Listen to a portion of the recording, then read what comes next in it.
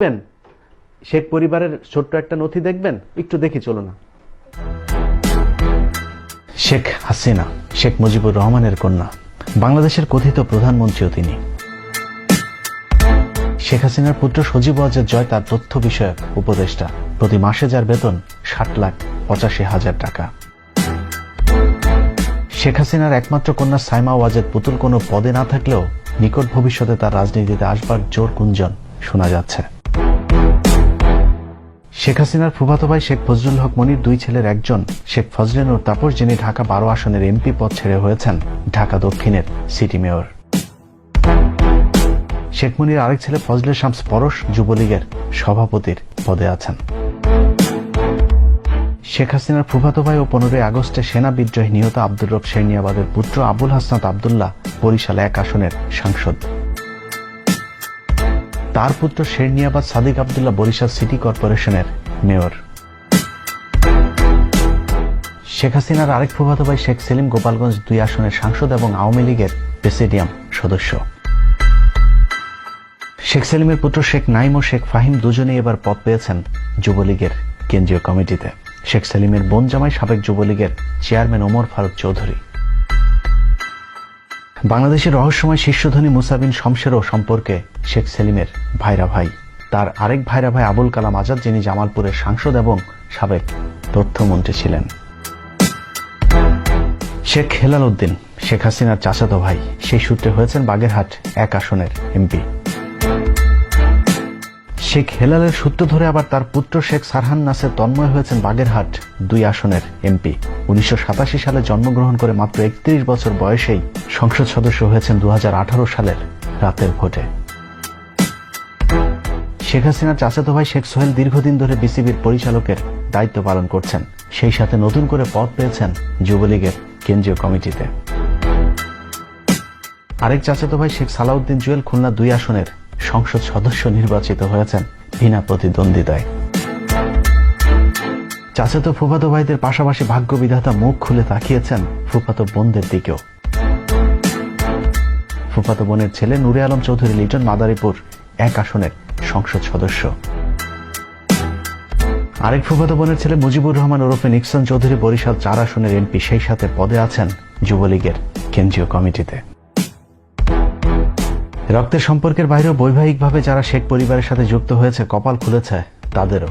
কুখ্যাত রাজাকারের পুত্র রাজাকার ইঞ্জিনিয়ার খন্দকার মোশাররফ হোসেন শেখ হাসিনার মেয়ে পুতুলের শ্বশুর হবার সুবাদে হয়েছেন সংসদ সদস্য, সেই সাথে ছিলেন 2 বারের মন্ত্রীও। শুধু তাই নয়, শেখ হাসিনার মেয়ের শ্বশুরের মেয়ের শ্বশুর অর্থাৎ পুতুলের ননদের শ্বশুর ডাক্তার মিল্লাত সিরাজগঞ্জের সংসদ সদস্য হয়েছেন, সেই সাথে ছিলেন জেলা আওয়ামী লীগের সভাপতির পদেও।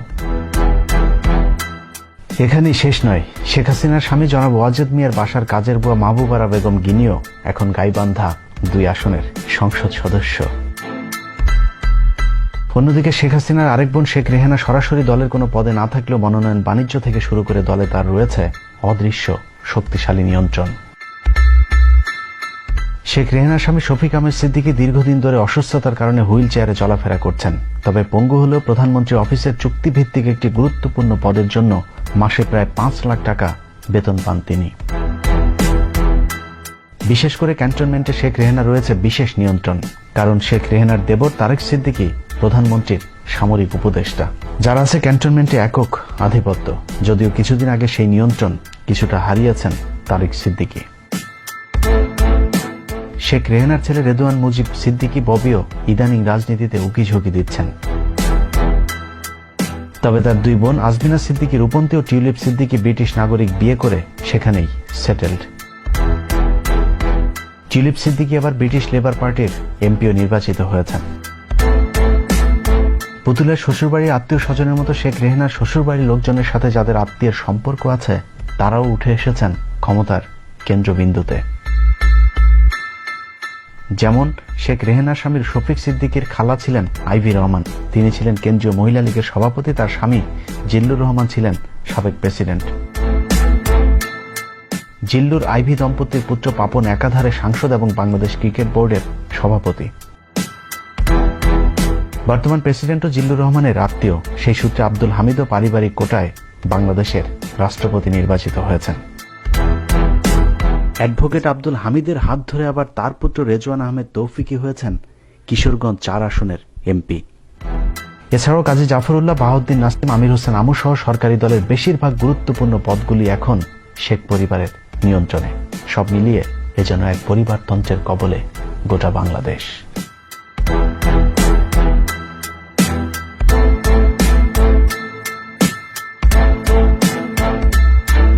আপনি বুঝেন কোন দেশের মধ্যে আমরা আছি। অতএব এই পরিবারের সাথে থাকতে পারলে আপনার ভাগ্য খুলে যাবে। আর এই পরিবারের বাইরে যদি যান, আপনি যত বড় দেশপ্রেমিক হন, যত বড় মুক্তিযোদ্ধা হন, যত বড় আওয়ামী লীগার হন, আপনার কোনো খাওয়া নেই। এর জ্বলন্ত উদাহরণ দেখবেন। আপনারা নিশ্চয়ই জানেন যে ফরিদপুরের জেলা ছাত্রলীগের যে সভাপতি, তাকে 2000 কোটি টাকা পাচারের অভিযোগে মামলা হয়েছে, তাকে গ্রেফতার করা হয়েছে। এর কারণ কি জানেন? এতদিন আপনার কি মনে হয় না যে বাংলাদেশের এমন কোন জেলা ছাত্রলীগের সভাপতি আছে যে কিনা 1000 কোটি টাকার মালিক হয় নাই? ওই এলাকার চাঁদাবাজি, টেন্ডারবাজি, মানুষ খুন, ধর্ষণ এমন কিছু আছে যে তারা করে না? সব করছে, তাদের বিচার হচ্ছে না। কিন্তু ফরিদপুরের ছাত্রলীগের সভাপতিকে কেন ধরা হলো?